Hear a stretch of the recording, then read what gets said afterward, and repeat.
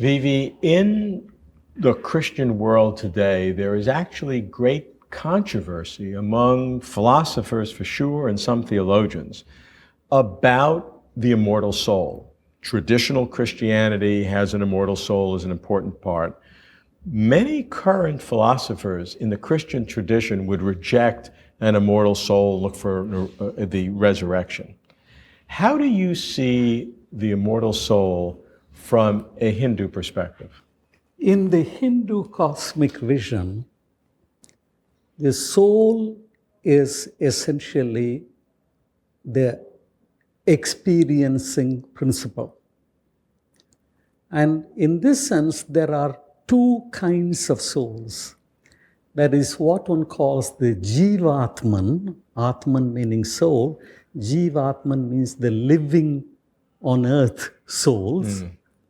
And the Paramatman, which is a supreme soul, or the Brahman, as one would say.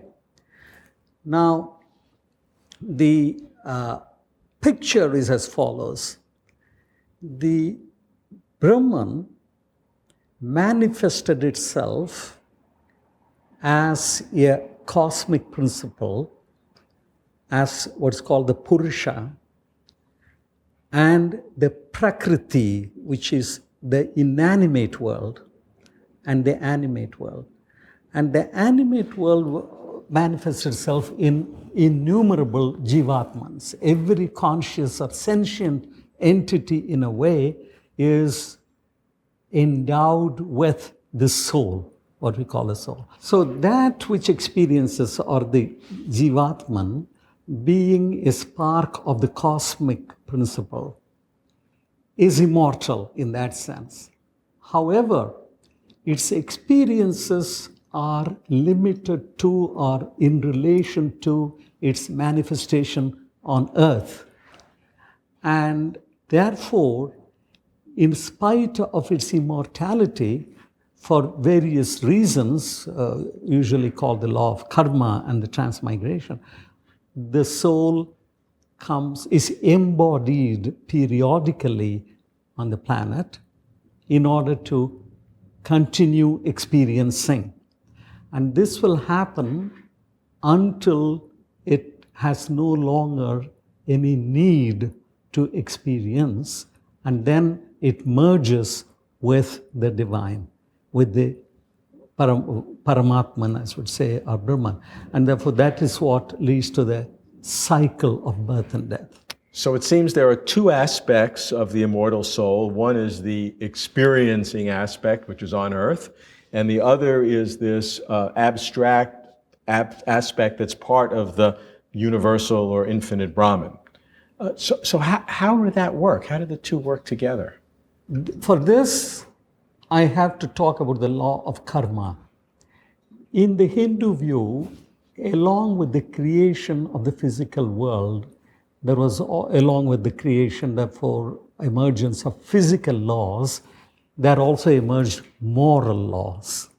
And the moral law, very simply put, is the following, that every action that one engages in can be either neutral or has an impact on others. In other words, there are consequential actions. Mm-hmm. Any consequential action is called a karma in the Hindu vocabulary.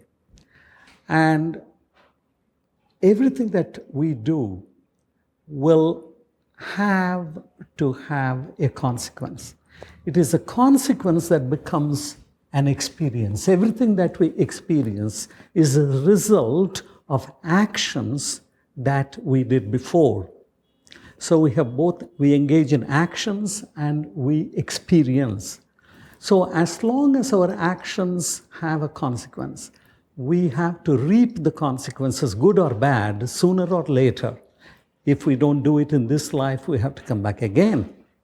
But if we engage only in actions which have no consequences, meaning which do not hurt anybody or which do not seek a reward, then that can only happen if you are detached from all the bindings in the world. That is why the importance of detachment comes in the Hindu framework. A person, therefore, who has no longer any debts to pay, as it were, is not reborn. So that is what I meant by saying when there is no more need to come back, then one merges back with the divine, or with the cosmic principle. So the immortal soul goes through these reincarnation cycles until it no longer has to, and then it re-merges with the Brahman. Why would that be? Now, this is a very, very profound philosophical or metaphysical question, because this was debated by Hindu thinkers so vigorously and with such difference of opinion that it led to important sectarian divisions in the Hindu world. According to one, which pertains to what's called the Advaita philosophy of Shankara and others, it is the individual soul is like a cup of water, and there are many pockets and buckets of water in the world, and ultimately you can pour them all into the sea, and these little pockets of water have come from the sea by evaporation in the water cycle, and then they merge with the cosmic, with the oceanic totality. It's one view. The other view is that these are no longer just particles, but they have gathered other elements in the course of their terrestrial existence, and they may be compared more to little sand particles, and they too can go back to the ocean, but they maintain or retain their identity. And this is the so-called dualist or Dvaita philosophy.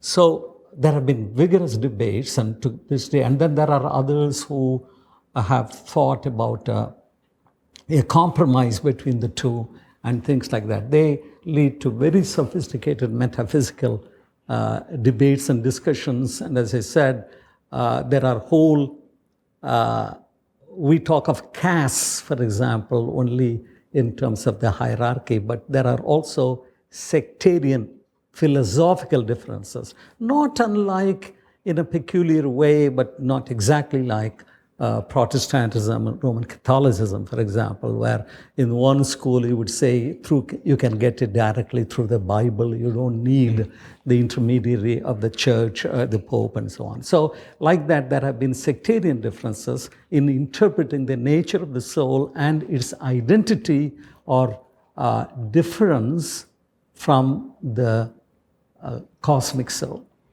So the ideal is to be free of the cycle, so one merges back with the ultimate Brahman. But since we have two schools of thought, we really don't know whether we lose our personal identity or not. Yes, that is absolutely true. The purpose of life, therefore, of human life, is to do things in such a way, behave in ways that first should not harm others, in which case you will have to be reborn, or whatever good you do not do with hopes of being compensated. It's what's called nishkama karma, that means desireless action. The idea of that is that you won't be reborn again just for the sake of reaping those things. So that is the idea. There is a famous statement which says something to the effect, to live is good, to die is better, but not to be born is the best of all. So it is that kind of an idea, by which is meant not to have the rebirth is the best of all.